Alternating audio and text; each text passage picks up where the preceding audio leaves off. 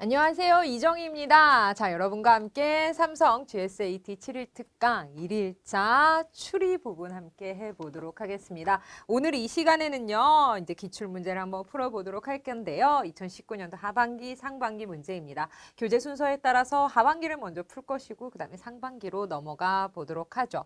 자, 여러분들이 이미 아셨겠지만, 추리 부분은요, 언어 추리가 있고요. 그 다음에 명제 추리 부분도 출제가 됩니다. 그리고 다양한 경우의 수가 나오는 경우 수를 분석해서 확인해야 되는 추리 부분도 나와 있습니다. 이 부분이 조금 시간이 많이 소요가 되는데요. 그래서 우리가 1번부터 나와 있는 이렇게 언어 추리 부분 같은 것은 좀 빠르게 진행하는 것이 좋습니다. 나머지 추리를 위해서요. 자, 왜 이렇게 이야기를 하는지 문제 직접 보면서 한번 풀어보면서 확인해 보도록 하겠습니다. 자, 이러한 문제, 1번 문제 같은 경우는 제시된 단어의 대응 관계를 볼 때 빈칸에 들어갈 알맞은 말 고르시오. 즉, 앞에 단어와 뒤에 단어, 뒤에 앞에 언어, 뒤에 언어, 어휘와의 관계를 통해서 뒤에를 확인하시오입니다. 같다라고 되어 있죠. 제한하다와 통제하다 어떤 관계인가요? 바로 비슷한 말 유의 관계입니다. 자, 이러한 관계를 파악해서 뒤에의 관계를 파악해서 들어갈 낱말을 골라라 라고 하는 문제인데요. 제한하다, 통제하다 라는 의미는요. 일정한 한도를 정하거나 그 한도를 넘지 못하게 막다라는 유의관계입니다. 그렇다면 만족하다 라는 말과 비슷한 유의관계에 되어 있는 유의관계에 있는 낱말 골라라 1, 2, 3, 4, 5번 중에 바로 3번이 해당이 됩니다. 탐탁하다 많이 들어보셨죠? 탐탁지 않다라는 뜻으로 아마 더 많이 활용을 하셨을 것 같은데 탐탁하다 기본 뜻은요. 모양이나 태도 또는 어떤 일 따위가 마음에 들어서 만족하다라는 의미입니다. 그래서 정답은 탐탁하다 3번 찾아주시면 되겠습니다. 그 다음 문제 2번으로 가보도록 하죠. 돛담배와 바람의 관계를 통해서 전등과 삐리리 낱말 찾아라 라고 되어 있습니다. 돛담배와 바람. 언뜻 봐서는 바람 어때요? 바람이 있어야 돛담배가 가나? 이런 의미 느낌 오시나요? 맞습니다. 바로 필요 조건에 의한 관계인데요. 어떤 의미이냐? 돛담배는요. 바람이 있어야만 운항을 할 수 있죠. 바람의 힘으로 움직여집니다. 자, 그러면 전등은 무엇의 힘으로 움직여질까요? 무엇이 필요할까요? 작동하려면 무엇이 필요할까요? 전등은 그렇죠. 전기가 필요합니다. 자, 이렇게 관계를 분석해서 그 다음에 뒤에를 추론하는 것 문제 계속하고 있습니다. 그 다음 3번과 4번은요. 다음 짝지어진 단어 사이 관계가 나머지와 다른 것이라고 되어 있네요. 자, 그럼 나머지 하나하나 찾아보도록 하죠. 비단은요. 견사. 만약에 견사를 조금 모르신다 한다면 나머지부터 보셔야 됩니다. 추측할 수 있거든요. 확실히 아닌 게 하나가 딱 나오기 때문이죠. 하지만 우리는 1번부터 쭉 보도록 할게요. 비단의 재료가 되는 것이 바로 견사입니다. 비단의 재료. 자, 나머지도 볼까요? 두부의 재료가 바로 콩입니다. 와인의 재료가 바로 포도이고요. 치료가 아니라 치즈의 재료가 바로 무엇이다? 우유입니다. 그러나 뽕잎의 재료가 어디가 아니죠. 뽕잎은요. 뽕나무의 열매이고요. 말 그대로 뽕잎은 뽕나무의 잎입니다. 그래서 2번과 관계가 다르네요. 하나 정리해 주시고요. 그 다음 가보도록 하죠. 4번입니다. 4번도 역시 관계 찾는 것 있는데요. 하나하나 볼까요? 자, 만약에 괄시와 후대가 약간 헷갈린다라고 한다면 다른 것부터 찾아보시면 됩니다. 이번에는 5번부터 한번 볼까요? 채근과 독촉은요. 어떻게 행동하기를 좀 이렇게 따지는 것, 좀 이렇게 몰고 가는 것, 이런 의미라는 것. 따지어 독촉한다라는 유의 관계. 비슷한 말.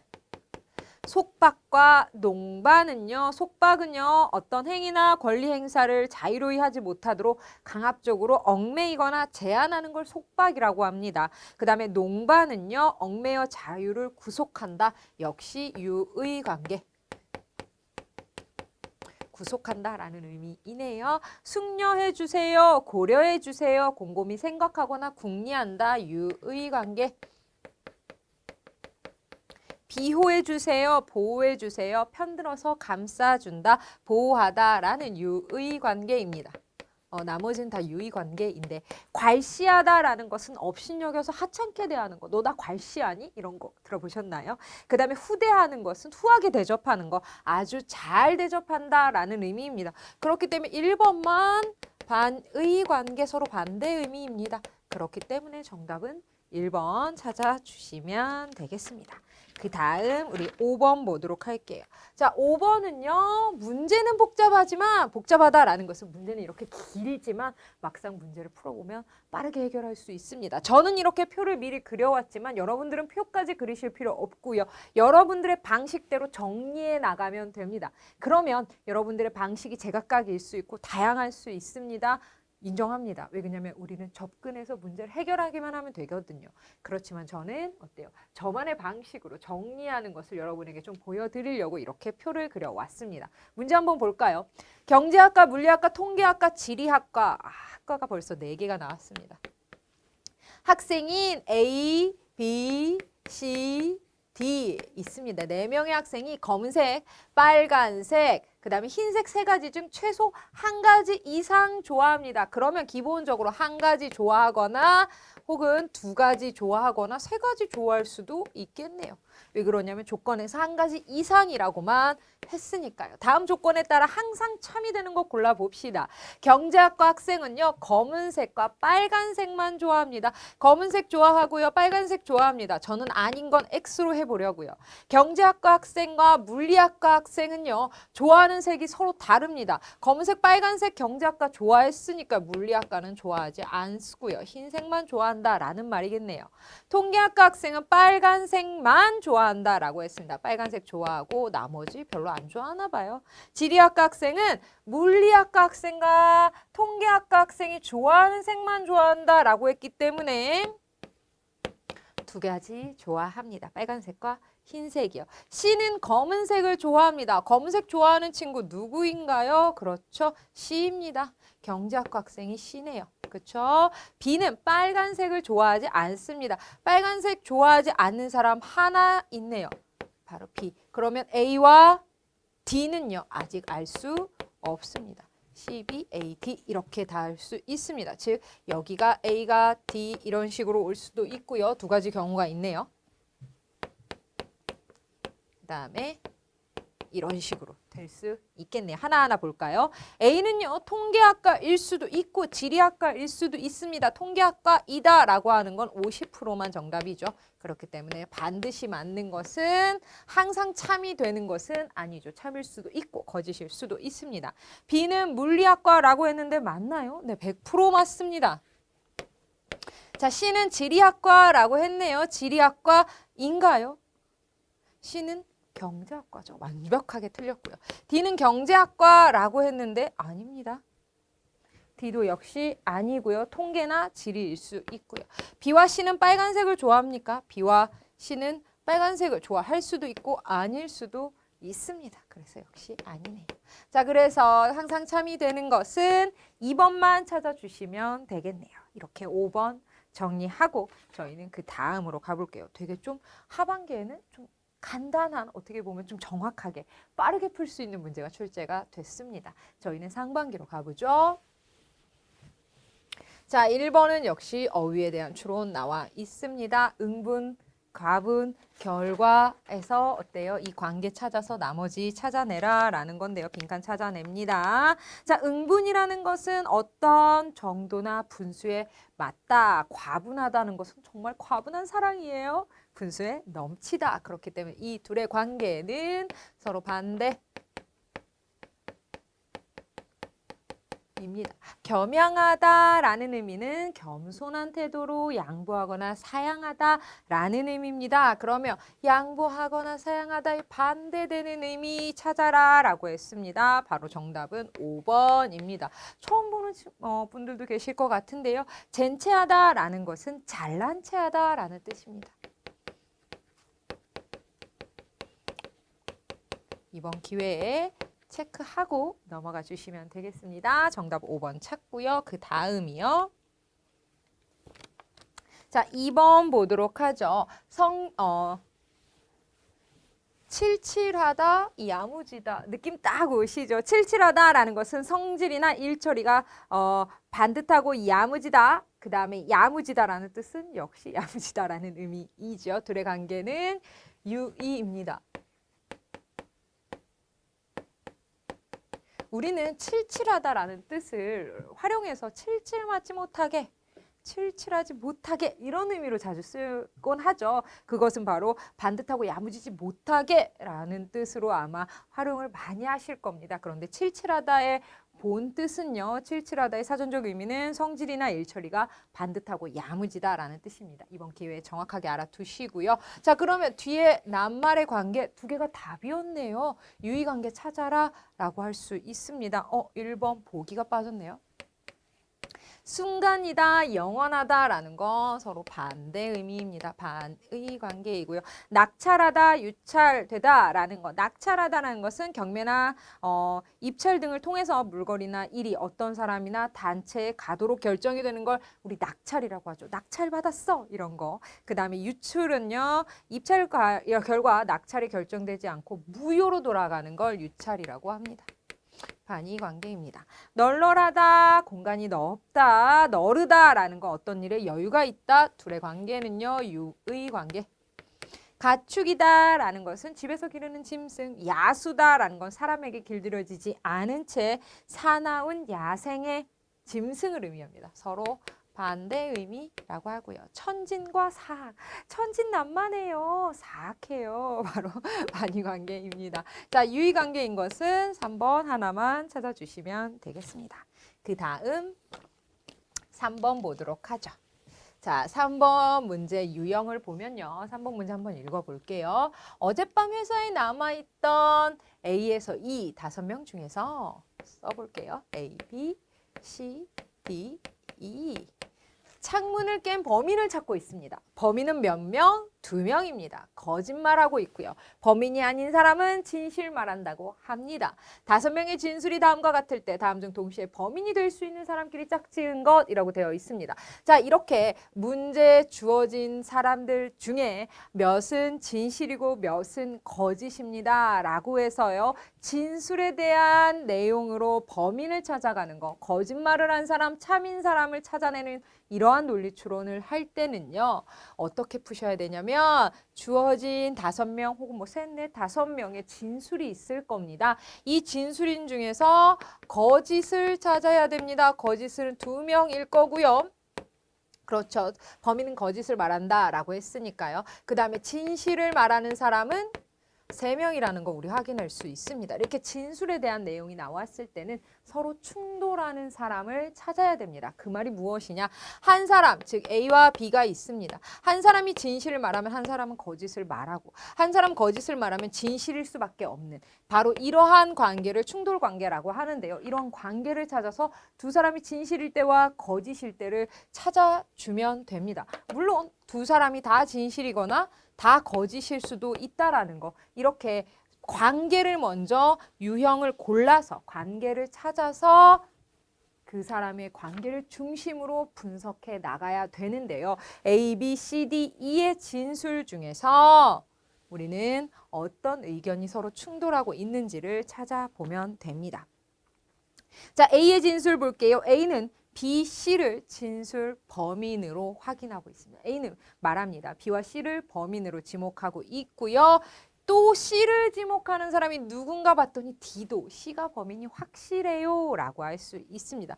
그렇기 때문에 A와 D가 어때요? 둘 다 진실일 수도 있고요. 그 다음에 A와 D가 둘 다 거짓일 수도 있습니다. 왜 그러냐면 한 사람하고 의견이 같기 때문에 바로 C에 대한 진술이 같기 때문이죠. 그 다음에 하나 더 있습니다.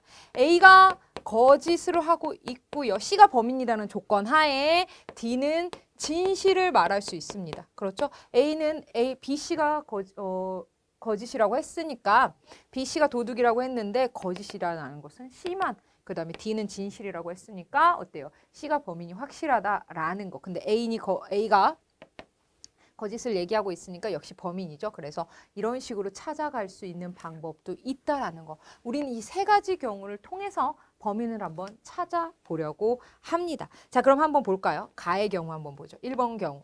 저는 그냥 가라고 했습니다. 바로 둘 다 진실일 경우. A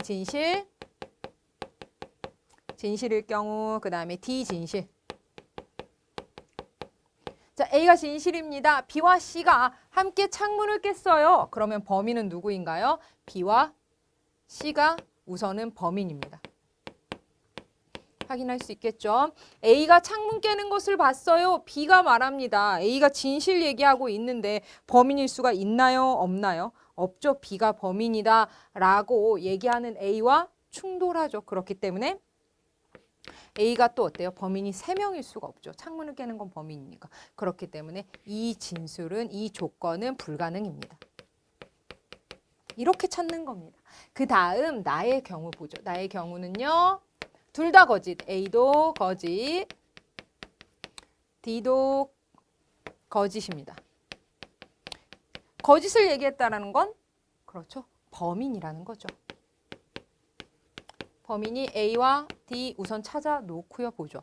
A와 D의 범인 진술은 볼 필요가 없죠. A가 창문 깨는 것을 봤어요. B의 진술 맞네요. A가 창문 깨는 거 봤으니까 B는 맞고요. 그 다음에 C, 저랑 E는 확실히 범인이 아니에요. 맞네요. 그 다음에 E 볼게요. 제가 아는데 B는 확실히 범인이 아닙니다. 라고 하는 E의 진술도 진실이 되겠네요. 그러면 범인은 우선 A, D 확정이 됐네요. 이 내용도 확인해 봐야 되겠죠. A 거짓, D 진실도 한번 볼게요.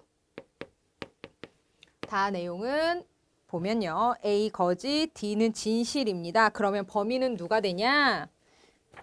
A가 거짓이기 때문에 범인은 우선은 A가 되겠네요. 그렇죠? A 되고요. 그러면 A 진술을 볼 필요가 없습니다. B 볼게요. B가 A가 창문 깨는 것을 봤어요. B의 진술도 역시 맞네요. C 볼게요. 저랑 E는 확실히 범인이 아니에요 라고 하는 이야기 됐는데요. 저랑 E는 확실히 범인이 아니에요 라고 했는데 보시면 A가 거짓이고 이 부분 다시 정리해 볼게요. 이쪽 옆으로 가져갈게요. 자리가 좁으니까 A가 거짓이고 D가 진실이었을 경우 범인을 보면 우선 A는 거짓말을 이야기하고 있기 때문에 거짓이 맞습니다. 근데 D는 진실이어야 되죠. 그러면 D 진술을 보면 C가 범인이 확실해요 라고 했기 때문에 범인은 C가 됩니다. 그러면 D는 범인이 아니고 진실이 되는 거죠. 그 다음에 이제 B 진술 보죠. B는요. A가 창문 깨는 것을 봤어요. 범인이니까요. B의 진술도 진실이 되겠고요. 그 다음에 A, B, C, D, E 진술만 확인하면 되겠습니다. E는요. 제가 아는데 B는 확실히 범인이 아닙니다. 진실 얘기하고 있으니까요. 그렇죠. 그렇기 때문에 범인은요. A, C이거나 네 번째에서 확인할 수 있었던 거, 그 다음에 A, D이거나 두 가지 경우로 확인할 수 있습니다. 다시 볼게요. 자, 문제 이렇게 진실 혹은 거짓, 범인 찾기 문제가 나오면요. 충돌하는 진술을 찾아내셔야 됩니다. 그렇게 충돌하는 거. 둘 다 진실이거나 둘 다 거짓이거나 이러한 경우를 찾아내신 다음에 우리 문제 같은 경우는 둘 중에 C라는 것만 진술만 같기 때문에 B에 대해서 거짓을 얘기할 수도 있기 때문에 하나의 진술이 더 조건이 추가가 된 겁니다. 원래 같았으면 둘 다 진실이나 둘 다 거짓 이런 식으로 가져가셔도 됩니다. 저희는 이렇게 하나 문제에서 하나 더 추가를 했어요. 그래서 다음의 경우였을 때 범인이 누가 나오는지를 확인해 주시면 됩니다. A, D 둘 다 진실일 경우는 불가능했죠. 범인이 3명 이상이 되니까요. 나머지 A, D 둘 다 거짓이거나 A 거짓, D 진실일 경우에는 이렇게 범인을 확인할 수 있었습니다. A, D나 A, C가 범인입니다. 그렇기 때문에 A, C나 A, D는 없죠. 그렇기 때문에 정답은 2번만 찾아주시면 됩니다. 보기가 빠졌네요. 숫자가. 그래서 정답은 2번입니다. 물론 A, C, A, D가 다 나왔다면 정답이 2개가 되겠지만 지금 여기 보기에서는 2번만 나왔기 때문에 확인해 주시면 되겠습니다. 저희는 이제 4번 문제로 가볼게요. 자, S전자 마케팅 본부라고 되어 있는데 이 문제는 여러분 읽어보셨겠지만 자리 찾기 문제입니다. 그래서 굉장히 많은 다양한 경우의 수가 등장을 합니다. 모두 다 그려드릴 순 없기 때문에 여러분 아마 해설에 굉장히 자세히 나와 있을 겁니다. 그러나 해설에서 줄글로 표현된 부분을 제가 찾아가는 방법까지만 설명해 드리도록 할게요. 자, 이렇게 자리 찾기 혹은 위치 찾기 강우의 수 굉장히 많이 존재합니다. 이런 문제들이 아무래도 시간을 많이 뺏어 먹기도 하는데요. 자, 그러면 문제 어떻게 나와 있는지 보도록 하죠. S전자 마케팅부 A에서 J 10명이 점심 식사 하러 갔습니다. 한번 써볼게요. A, B, C, D, E, 그 다음에 F, G, H, I, J 총 10명입니다. 많기도 하네요. 자, 점심 식사하러 가서 다음 조건에 따라 6인용 테이블 2개에 각각 4명, 6명 나눠 앉았습니다. 자, 그러면 우리는 임의적으로 여기에 6명 앉힐 거고요. 여기에 4명 앉히도록 할게요. 좌석은 6인석 맞습니다. 다음 항상 거짓인 걸 골라라. 자, 그럼 한번 볼게요. A와 I는요, 빈자리 하나만 사이에 두고 앉았습니다. 빈자리 하나 사이에 두고 앉았기 때문에 A와 I 사이에는 빈자리여야 되기 때문에 누구든 오면 안 된다. 이렇게 표시해 볼까요? 그다음에 C와 D는 한 명을 사이에 두고 앉았기 때문에 C와 D는요, 한 명이 사이에 올 수 있습니다. F의 양옆쪽 오른쪽만 자리가 비어 있습니다. 그럼 여기에는 누가 있고요. 그 다음에 F 있고요. 여기는 빈칸이어야 됩니다. 임의적으로 오른쪽을 이쪽으로 볼게요. 여러분 보시는 쪽으로. E는요. C나 D의 옆자리가 아닙니다. E는요. C나 D와 함께 있을 수 없습니다. 옆자리가 아니라고 했으니까 이웃하지 않는다? 이런 식으로 우리끼리 그냥 표현합니다. 여러분 다른 표현 쓰셔도 됩니다. F 바로 옆에 H 바로 옆에 G가 앉아 있고요. H와 J는 마주보고 앉아 있습니다. 자, 기본적으로 6명 자리에서 이렇게 마주보고 앉으려면 H가 만약에 여기에 있다면 2칸 띄고 J가 되겠죠. 그렇기 때문에 우리 임의적으로 이렇게 써보려고 합니다.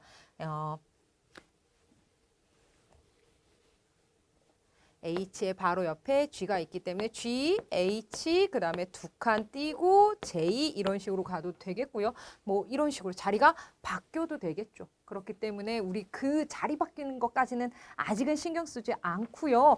나머지 그거는 나중에 이제 자리를 다 나눴을 경우 6명, 4명으로 나눴을 경우 이후에 자리를 찾아볼게요. 얼마든지 순서가 다 바뀔 수 있기 때문이죠. 자, 이렇게 정리를 했습니다. 5번, 6번 합하면 마지막 합하면 GH 그 다음에 여기는 빈칸 J라는 거 알 수 있습니다. 자, 그 다음에 계속 볼게요. 2번 진술상 A, I 사이에는요. 꼭 빈칸이 있어야 하므로 GH 땡땡 J와 같은 테이블일 수가 없죠. 왜 그러냐면 6명 앉는 자리인데 이미 5명을 가지고 있습니다. 근데 만약에 이렇게 되거나 이렇게 여기까지는 될 수 있겠죠. 하지만 이 3칸을 필요로 하는 A, I와는 같은 자리에 올 수 없다라는 거 알 수 있겠죠. 같은 테이블일 수 없습니다. 그래서 6명 테이블에는요. G, H, 그 다음에 땡 자리를 임의적으로 확인해 볼까요? 그냥 여기에다가 G라고 쓰고요. 그 다음에 H, G, H, 그 다음에 땡 J입니다. 마주보고 앉아야 되니까요. 여기에서 GH G 자리 찾아갔고 H 자리 찾아갔고 J 찾아갔습니다. 나머지도 볼게요. 4명 테이블에는 이제 3칸을 필요로 하는 A, I가 확정이 됩니다. A 여기에는 아무도 올 수 없다라는 표시이고요. I가 확정이 됐습니다. A와 I도 확정이 됐습니다. 그 다음에 B, C, D, E, F 찾아가 볼게요.